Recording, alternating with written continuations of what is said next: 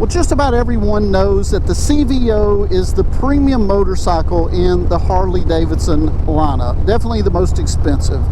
And so I've owned this motorcycle for a few years now, put some miles on it. And so what I wanted to discuss with you is, now at this time, do I have any regrets? Hang on and let's talk about it.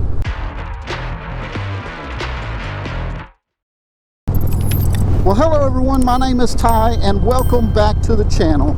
So I'm out and about today riding on my 2021 Street Glide CVO. This motorcycle is bronze armor and it really is a fantastic motorcycle. It is a great bike to have.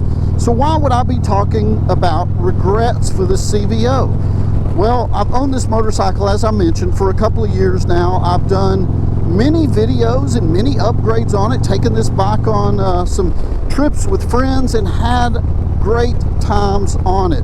So now, a couple of years later, I'm thinking, is it time to move on from this CVO? And so that's going to be the topic of conversation today. Now here's the harsh truth about owning a CVO. When you buy a CVO, it's not going to be any secret. You're going to have a lot of money tied up in that motorcycle.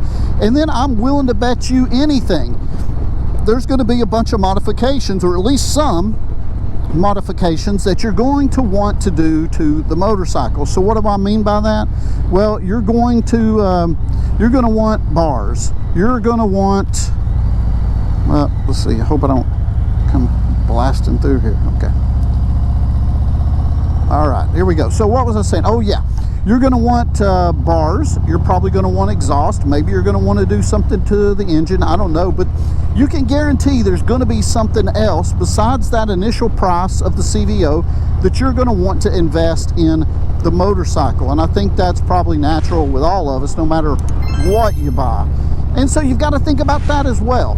You know, I've heard this before, and so I'll just kind of draw on this as an example. When you're talking about real estate, I heard somebody say one time, I think it was Dave Ramsey, he was talking about, don't buy the most expensive house on your street.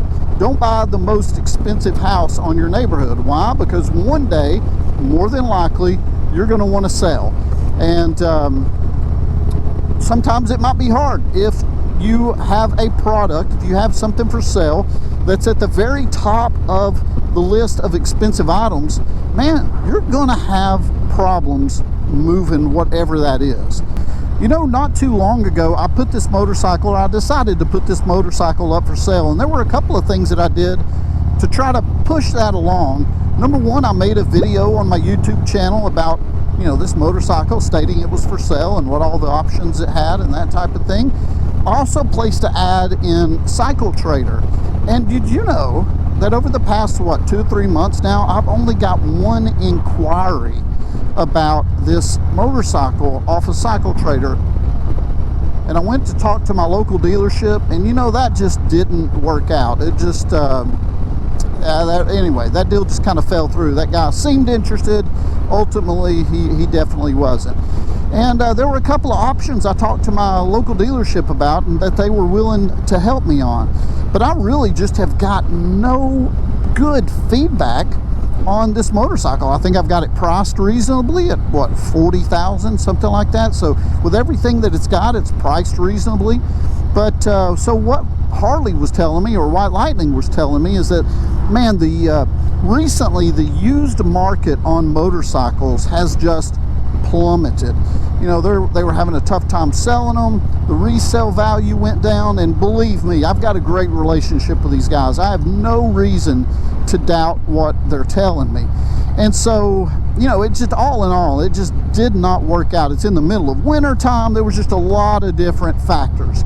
It's in the middle of winter time. The used market isn't all that great, and this is one of the most expensive motorcycles in the Harley Davidson lineup. All of those things stacked against me. And yeah, I just have quite a few regrets about the decision about buying the most expensive motorcycle that I could find. Probably wasn't the wisest decision, but you know, that's okay. You live, you learn, you move on. But quite honestly, I do feel like I am stuck with this motorcycle at this point. I'm not quite sure what to do. I'm gonna keep the motorcycle for sale. Got a few little thoughts and tricks up my sleeve. Actually, I'm going to try to work with my local dealership to see if we can get this one sold again. You know, for 2023, I really just want to go down to one motorcycle. Like I mentioned, I've got this in a Lowrider ST. The Lowrider ST really takes care of everything that I need for a motorcycle and all my expectations. So I'm thinking for 2023, go down to one motorcycle, and then we'll see what 2024 holds. I really don't know. But whatever I decide to do, I will most certainly keep you guys posted. Just, I would say exercise caution. If you decide to buy a CVO, just think long term down the road. Okay, what am I going to do with this motorcycle? Am I going to be able to resell it, trade it in, that type of thing? Because yes, I most certainly have some regrets over this purchase. A great motorcycle, don't get me wrong, wonderful motorcycle, but long term, probably just not for me. Anyway, thank you guys for listening very much. I appreciate your time. If you would hit that thumbs up and show your support for the channel, and if you're not subscribed, go ahead and give it a shot. Hit that subscribe button. I'll tell you what, I appreciate your time so very much. I hope you guys have an excellent day, and we'll talk to you again soon.